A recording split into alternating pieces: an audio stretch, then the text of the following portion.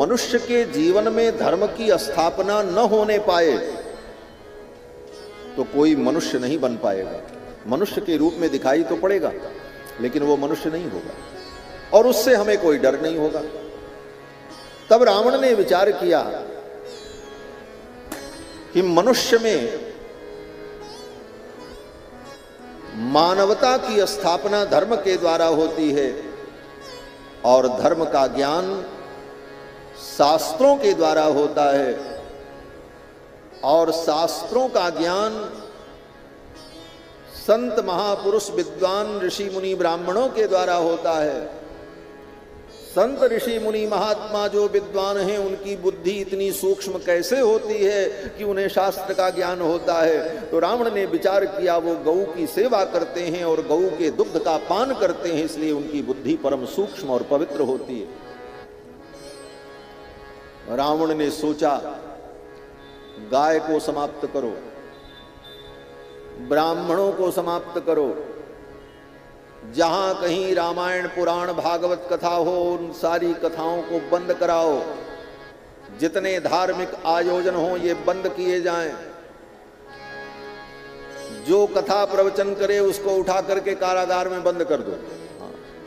आज तो बहुत ठीक है महाराज, कथा कहने वाले का सम्मान होता है। रावण के समय में जो कथा प्रवचन करते थे उनको रावण उठा करके जेल में डाल देता था। जिस गांव में गौ ब्राह्मण संत रहे उस गांव में राक्षस जाकर के आग लगा देते थे। यही यही देश देनो तुझ पावई, यही यही देश देनो तुझ पावई, नगर गांव मुर आग लगावई, नगर गांव मुर आग लगावई। यही यही देश धेनु द्विज पावई, नगर गांव पुर आग लगावई। और जो कोई कथा करे, गोस्वामी जी महाराज कहते हैं कथावाचक अगर कहीं दिख जाएं तो रावण के अनुचर राक्षस क्या करते थे, तो कहते हैं ते ही बहुविधि त्रासहि देश निकासहि, जो कह वेद पुराण। जो वेद पुराण की कथा करे उसको देश से निकाल दो, उसको मारो, उसे जीने मत दो। यह रावण का आतंक पूरी धरती पर व्याप्त हो गया, और केवल धरती पर ही नहीं, स्वर्ग लोक तक रावण का आतंक व्याप्त हो गया। देवता भी परेशान हो गए। देवताओं को भी सोचा कि देवता कहीं हमें न मार दें, देवताओं के बल से कहीं हमारा विनाश न हो जाए, इसलिए देवताओं को भी बलहीन बना दिया। क्यों बलहीन कैसे बनाया? बोले देवताओं का बल क्या है? बोले देवताओं के पास शक्तियां तो बहुत होती हैं, लेकिन देवता मनुष्य के अधीन होते हैं। क्यों? बोले स्वर्ग लोक में खेती नहीं होती, वहां चावल गेहूं नहीं पैदा होता। धरती पर मनुष्य ही जब यज्ञ करता है तो उस यज्ञ की आहुति से देवताओं को तृप्ति की प्राप्ति होती है। ये यज्ञ इसीलिए किया जाता है। देवताओं के पास सब विशेषता है, लेकिन देवताओं के पास खाने के लिए नहीं है। मनुष्य उनका पोषण करते हैं। इसी को गीता में भगवान कृष्ण ने कहा कि परस्परम भावयन्तः श्रेयः परम अवाप्स्यथ। परस्परम भावयन्तः, मनुष्य और देवता ये दोनों एक दूसरे को भावित करते। हम देवताओं को आहुति देकर के जब संतुष्ट करते हैं तो देवता हमारी समृद्धि को बढ़ाते हैं, और फिर उस बढ़ी हुई समृद्धि से फिर हम देवताओं को संतुष्ट करते हैं, फिर देवता हमारी समृद्धि को बढ़ाते हैं। ये चक्र चलता रहता है। परस्परम भावयन्तः श्रेयः परम अवाप्स्यथ। इस प्रकार हम मनुष्य देवताओं को भावित करके परम श्रेय को प्राप्त करें, यही शास्त्र की विधि। इसीलिए यज्ञ किया जाता है, देवताओं का यजन होता है। तो रावण ने सोचा कि मनुष्यों के द्वारा ही देवताओं का भी बल बढ़ता है। जब ये मनुष्य यज्ञ यागादि बंद कर देंगे तो देवता भी कमजोर हो जाएंगे, कुपोषण के शिकार हो जाएंगे। और जब कुपोषण के शिकार हो जाएंगे फिर तो इनको हम दौड़ा दौड़ा करके मारेंगे। रावण ने यज्ञ यागादि कर्म बंद करा दिए। जेहि जेहि देश धेनु द्विज पावई, नगर गांव पुर आग लगाओ। तेहि देश निकासई बहुविधि त्रासई, जो कह वेद पुराणा। ये रावण का अत्याचार था महाराज। सारी दुनिया रोने लगी महाराज। और सारी दुनिया जब रोने लगी तो रावण अट्टहास करने लगा, हंसने लगा। इसीलिए उसका नाम रावण पड़ा। उसका वास्तविक नाम दशानन है, दशग्रीव। लेकिन रावण नाम उसका क्यों पड़ा? बोले रावयति इति रावण, जिसने सारी दुनिया को रुलाया उसका नाम रावण। रुलाने वाले को रावण कहते हैं।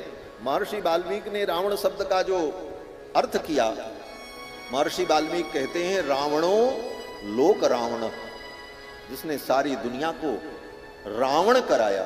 रावण करना माने रोना। तो रावण का मतलब जिसने सबको रुलाया, सब रोने लगे। ये रावण का आतंक था महाराज। लेकिन एक बात और बड़ी महत्वपूर्ण, रावण किसी को धर्म करने नहीं देता था। जहां कहीं धर्म हो उसमें विघ्न करता था। लेकिन रावण स्वयं धर्म करता था। आप कहोगे क्या बोल रहे हैं? बोले बहुत सही बात में बोल रहे हैं। रावण तीनों काल संध्या करता था महाराज। आज के ब्राह्मण 3 काल संध्या नहीं करते। कितने ब्राह्मण ऐसे हैं, पूछो संध्या क्या है, बोले उनको पता ही नहीं है। एक ब्राह्मण देवता मिले, हमने कहा महाराज संध्या करते हैं? बोले संध्या करना पड़ता है, संध्या तो अपने आप ही हो जाती है, 6 बजे संध्या हो जाएगी अभी। हमने कहा वाह, ब्राह्मण अगर संध्या न करे, 3 दिन तक वो लगातार अगर संध्या न करे तो वो पतित तो हो जाता है। संध्याहीनो असुचिर नित्यः, संध्या न करने वाला ब्राह्मण सदा अपवित्र ही रहता है, तो चाहे जितना नहा ले। रावण तीनों काल संध्या करता था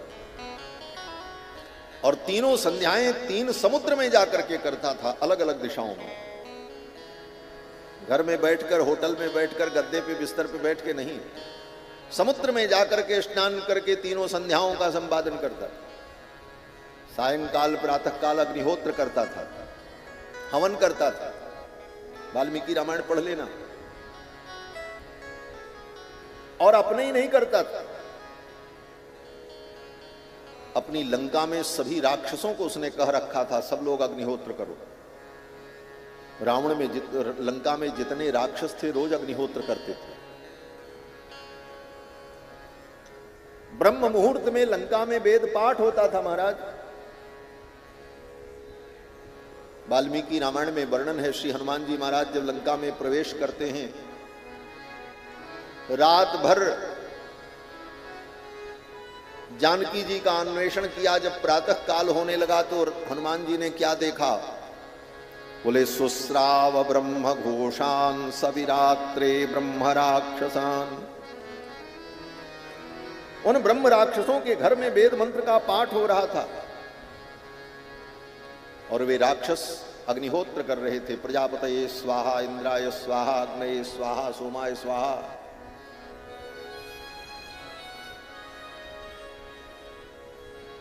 रावण यज्ञोपवीत धारण करता था।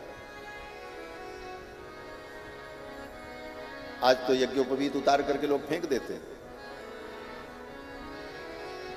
और न फेंकें तो ऐसी व्यवस्था हो गई है कि यज्ञोपवीत उतरवा दिया जाता है। आज ही मैं समाचार देख रहा था, कर्नाटक की घटना है। एक कोई बच्चा अपने इधर पूर्वांचल का ही परीक्षा देने गया था और परीक्षा हाल में वो जा रहा था तो वहां के कार्यकर्ताओं ने कहा जनेऊ पहने हो? बोले हाँ। बोले पहले इसको निकाल के बाहर फेंको तब परीक्षा हाल में जा सकते। 45 मिनट तक उसने बहस की लेकिन उसे नहीं जाने दिया गया। लेकिन वो बालक भी बड़ा धैर्यवान था, उसने कहा परीक्षा छोड़ देंगे लेकिन अपना यज्ञोपवीत नहीं होता। परीक्षा छोड़ दी उसने। ये निष्ठा धर्म के प्रति होनी चाहिए, तब धर्म बचेगा। केवल झंडा